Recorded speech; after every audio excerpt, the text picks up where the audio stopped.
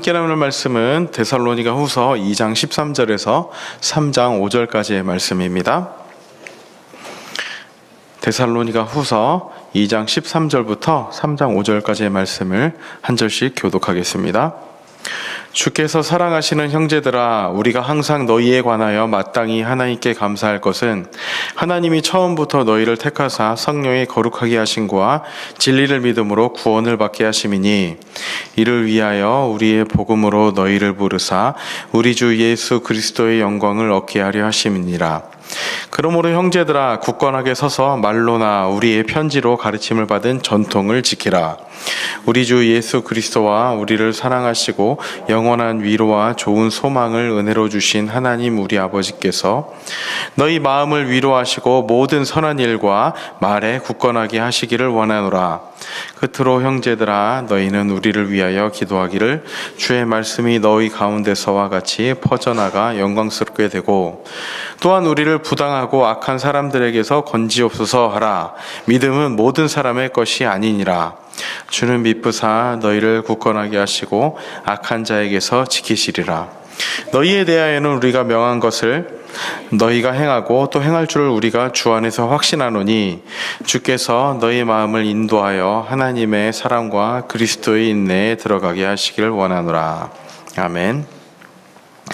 오늘 본문의 앞절이죠. 2장 12절에서는 이렇게 이야기를 하고 있습니다. 진리를 믿지 않고 불의를 좋아하는 모든 자들로 하여금 심판을 받게 하려 하심이라. 2장 12절에서는 그 진리를 믿지 않고 불의를 좋아하는 자들, 모든 자들에 대해 주어지는 심판에 대해서 언급이 되었습니다. 그리고 이제 13절과 14절에서는 주께서 사랑하시는 형제들이 받은 구원에 대해 대조적으로 설명을 합니다. 13절입니다.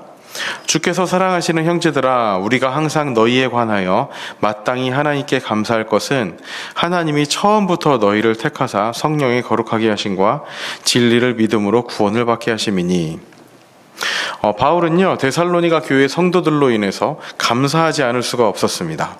그 이유는 하나님이 그들을 택하시고 거룩하게 하시고 믿게 하시고 구원하셨기 때문입니다. 우리 성도, 그리스도인 이 어떤 존재입니까? 성도는 성령의 거룩하심과 진리를 믿음으로 구원을 얻게 하시려고 하나님께서 택하신 자들입니다. 즉 그리스도의 영광을 얻게 하려고 복음으로 불러주신 자들입니다. 누가요? 하나님께서 불러주신 자들입니다. 그리고 부르신 그분께서 마지막 날까지 우리 성도들을 지켜주실 것입니다. 하나님이 부르셨다는 것, 이것이 우리에게 가장 큰 자부심이고 가장 큰 은혜입니다.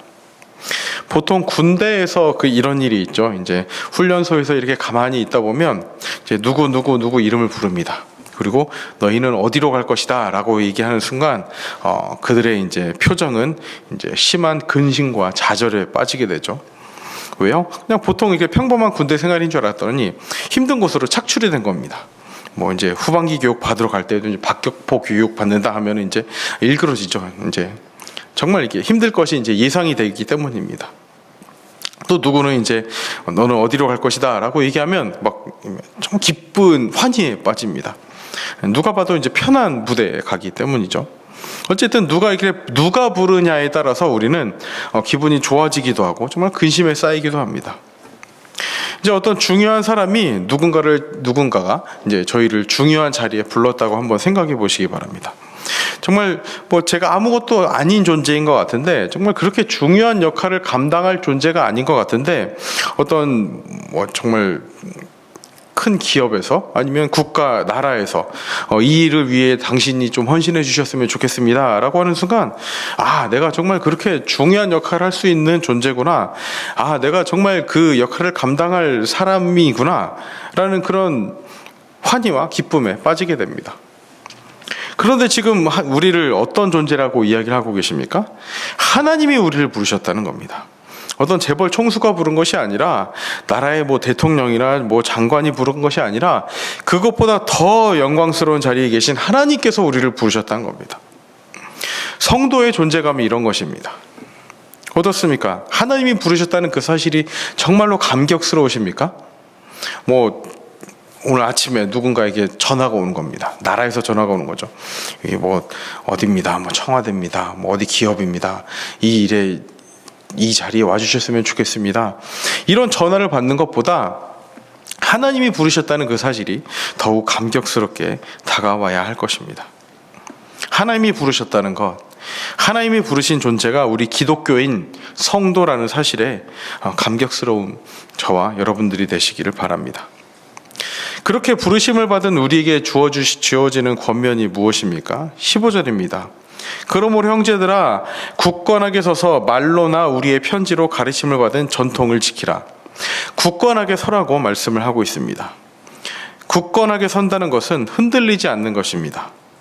즉 복음에 대한 분명한 진리를 알고 그 진리에 온전히 뿌리박고 있어야 한다는 말씀입니다. 그렇게 굳건히 서서 전통을 지키라고 말씀합니다. 여기서 전통은 뭐 이렇게 바리새인이나 뭐 서기관들이 지켜온 그런 율법을 의미하는 것이 아니라 예수님을 통해서 계속 전해진 것을 의미합니다. 당시에요, 뭐 어떤 교리가 뭐 명확하게 확립되어 있던 것도 아니고, 뭐 어떤 가르침이 이렇게 보편화된 정통적인 가르침이 이렇게 이것이 정통이다 해서 전해진 것도 아니고, 뭐 인쇄술이나 뭐 인터넷이 뭐 지금처럼 발달이 되지 않았으니까 어떤 뭐 이 원조에 대한 것이 명확하게 이렇게 확립되지 않았던 그런 시기였습니다. 그렇기 때문에 당시에 어떤 우리 귀에 듣기에 그런 좋다기보다는 새롭고 신기한 그런 가르침들이 많이 생겼습니다. 이제 그런 가르침들이 정말 흥미롭게 들릴 때 그것이 과연 예수님을 통해서 제대로 전해진 것인지 사도들을 통해서 올바르게 전해지고 있는 것인지 그것을 점검해야 한다는 것이었습니다. 그렇게 예수님의 가르침에 굳건히 뿌리내려야 한다는 말씀을 하고 있는 겁니다. 그런데 이렇게 거짓 가르침을 전하는 자들의 특징이 무엇인가 하면 제대로 믿음을 지키려는 자들을 박해하고 압력을 행사했던 것입니다. 핍박이 시작되는 거죠. 이 핍박 가운데 이길 수 있는 힘이 예수님의 가르침을 우리의 삶에 끊임없이 나타내도록 하는 것입니다. 16절과 17절입니다. 우리 주 예수 그리스도와 우리를 사랑하시고 영원한 위로와 좋은 소망을 은혜로 주신 하나님 우리 아버지께서 너희 마음을 위로하시고 모든 선한 일과 말에 굳건하게 하시기를 원하노라. 이제 바울은 성도들을 하나님께서 위로하시고 강하게 하시기를 기도합니다. 그런데 이 하나님께서 행하시는 두 가지 일이 무엇입니까? 위로와 굳건하게 하심입니다. 당시 거짓 가르침 중에 하나가 이런 것이었습니다. 이미 재림이 일어났다. 이미 예수님이 오셨다. 이런 소문이 들린다면 어떠실 것 같습니까? 당시에 뭐 아까도 말씀드렸지만 뭐 이렇게 소통이 원활하게 진행됐던 시대가 아닙니다. 뭐 핸드폰이 있었던 것도 아니고 뭐 이제 입에서 입으로 전해졌던 그런 소문이 계속 전해졌겠죠. 그런 가운데 데살로니가 교회도 이런 소문이 들린 겁니다. 이미 예수님이 재림하셨다. 그럴 때 이제 우리가 이제 유혹에 빠질 수 있는 것, 우리가 혼란스러울 수 있는 것은 그것입니다. 그럼 내가 그 재림하는 예수님을 제대로 받아들이지 못한 거 아니야? 우리 천국에 하나님 나라가 임할 때 그 명단에 내가 빠진 거 아니야? 뭐 이런 혼란이 일었을 겁니다. 아마 예수님께서 데살로니가 교회뿐만 아니라 한 사람 한 사람을 선택하지 못했을 거라는 그 이제 두려움에서 이제 들 수 있는 거죠. 이런 두려움에서 벗어날 수 있도록 위로가 필요했던 것입니다. 아니다. 그날이 가까움을 볼수록 더욱 그리할 때 우리는 예수님께서 재림하실 것을 우리는 그날이 올 것도 확실하고 그 순간 예수님을 제대로 믿는다면 그것 또한 우리에게 명확하게 나타날 것이다 라고 그런 위로가 필요했을 것입니다. 동시에 극심한 박해, 믿지 않는 사람들의 편견 이런 것들에 흔들릴 수도 있는 그런 상황이었습니다. 이런 모든 것들 가운데 위로가 필요했던 것이죠. 그 위로를 바울은 데살로니가 교회 성도들에게 전하고 있는 것입니다. 그리고 바울은 단순히 이들을 위로한 것만이 아니라 이들에게 기도를 부탁합니다. 3장 1절과 2절입니다. 끝으로 형제들아 너희는 우리를 위하여 기도하기를 주의 말씀이 너희 가운데서와 같이 퍼져나가 영광스럽게 되고 또한 우리를 부당하고 악한 사람들에게서 건지옵소서 하라. 믿음은 모든 사람의 것이 아니니라. 바울은 데살로니가 교회 성도들에게 자신과 그리고 자신의 선교팀이 처한 상황을 기억하며 기도해 주기를 부탁합니다. 기도의 내용도 중요하지만 여기서 우리가 중요하게 깨달아야 할 사실이 있습니다. 지금 데살로니가 교회 성도들은 어떻게 보면 고난 중에 있었습니다. 혼란 가운데 있었습니다. 위로가 필요한 상황이었습니다. 그런데 지금 바울은 이런 자들에게 기도를 부탁합니다. 우리가 고난 중에 있을 때, 혼란 가운데 있을 때, 신앙의 위기 가운데 있을 때에도 다른 사람들을 위해 기도할 수 있다는 것입니다. 아니, 기도해야 한다는 것입니다. 우리가 고난에 빠졌다고, 혼란에 빠졌다고, 위기에 있다고 다른 사람들을 위해 기도하기를 쉬지 않아야 됩니다. 그래서 바울 또한 이렇게 데살로니가 교회 성도들에게 기도를 부탁하고 있는 것입니다. 이 기도를 부탁한다는 것은 어떻게 보면 우리를 더 큰 믿음의 견고한 뿌리를 내릴 수 있도록 돕는 것입니다. 내가 어려움에 있다고 그 어려움에 나의 문제에 빠져서 나의 문제만을 위해 기도하고 그 가운데 나를 바라보는 것이 아니라 위기에 빠져 있더라도 혼란에 있더라도 주변을 돌아볼 수 있어야 한다는 것입니다. 그리고 그들을 위해 기도할 때 어떻게 보면 우리에게 더 큰 믿음의 확신을 주시고 또한 그 일을 통해서 하나님께서 이루실 것들을 통해서 우리의 믿음이 더더욱 견고해지는 것입니다. 그래서 지금 힘든 시간을 지나고 계신 분들이 있다면 나의 그 문제만을 위해 기도할 뿐만 아니라 다른 사람의 기도 제목 귀를 기울이시고 그들을 위해 기도하는 저와 여러분들이 되시길 바랍니다. 3장 3절입니다. 주는 미쁘사 너희를 굳건하게 하시고 악한 자에게서 지키시리라. 언제나 하나님은 우리에게 신실하십니다. 우리를 굳건하게 하시고 우리를 지켜주시는 분이십니다. 우리에게 확실하게 주어진 것은 지금의 고난, 지금의 힘듦이 아니라 장차 있을 영광임을 잊지 않고 살아가는 우리 모두가 되시기를 진심으로 소망합니다. 그렇게 하나님께서 우리를 굳건하게 하시고 우리를 지키시는 그 하나님을 확실하게 믿고 나아가는 저와 여러분들이 되시기를 진심으로 소망합니다. 우리 시간 함께 기도하도록 하겠습니다. 우리 다 함께 기도할 때 가장 먼저는 우리를 부르신 그 하나님을 믿고 신뢰하며 기도하는 시간 됐으면 좋겠습니다. 어떤 중요한 자리에 있는 어떤 사람이 우리를 부른 것이 아니라 하나님이 우리를 부르셨습니다. 성도라는 것, 거룩한 부름을 받았다는 것, 그것이 우리의 가장 영광스러운 자랑이 되었으면 좋겠습니다. 하나님이 나를 부르셨다. 이 사실에 가장 큰 감사와 무한한 영광을 하나님께 돌리는 우리 모두가 됐으면 좋겠습니다. 동시에 여러 혼란스러운 그런 어려움과 핍박과 고난 가운데 있을지라도 다른 사람을 위해 기도함으로 말미암아 우리가 하나님께 더더욱 굳건히 뿌리 내리는 우리가 되게 해달라고 기도하셨으면 좋겠습니다.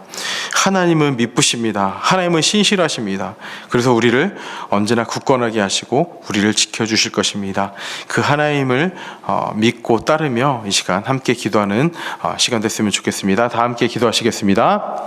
하나님 아버지 이 시간 인도하여 주시옵소서. 주님께서 저희를 붙들어 주시고 지킬 것입니다.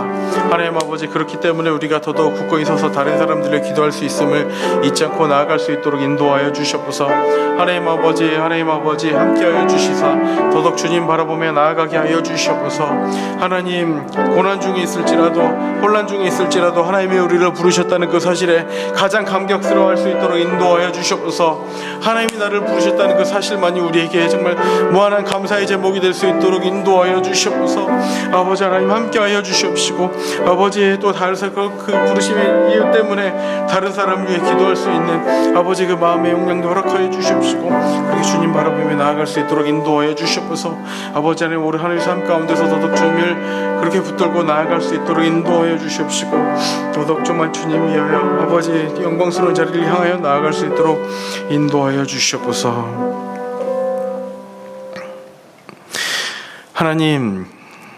하나님이 우리를 부르셨다는 그 사실에 언제나 감사하고 정말 그 사실이 뿌듯한 우리가 될 수 있도록 인도하여 주시옵소서. 기독교인, 그리스도인, 성도, 이 자리가 하나님께서 우리에게 주신 무한한 영광의 자리임을 잊지 않고 살아갈 수 있도록 인도하여 주시옵소서. 믿는 자라는, 믿음 있는 자라는 그런 확신이, 그런 뿌듯함이 우리 가운데 있을 수 있도록 인도하여 주시옵시고, 이로 말미암아 정말 어떠한 고난도, 어떠한 시련도 이겨낼 수 있는 우리가 될 수 있도록 인도하여 주시옵소서. 동시에 어려움에 빠졌다고 해서 나의 문제만 가지고 힘들어하고 그것에 매달리는 우리가 아니라, 그 가운데서도 다른 사람들을 위해 기도할 수 있는 마음의 용량과 믿음의 용량을 허락하셔서 그렇게 더더욱 예수님께 굳건히 뿌리 내리고 나를 위해, 또한 다른 사람을 위해 기도할 수 있는 우리 모두가 될 수 있도록 인도하여 주시옵소서. 오늘 하루의 삶 가운데서도 우리를 굳건하게 하시고 우리를 지키시는 그 하나님의 놀라운 은혜를 경험하며 나아갈 수 있도록 인도하여 주시옵소서. 감사드리며 예수님의 이름으로 기도합니다. 아멘.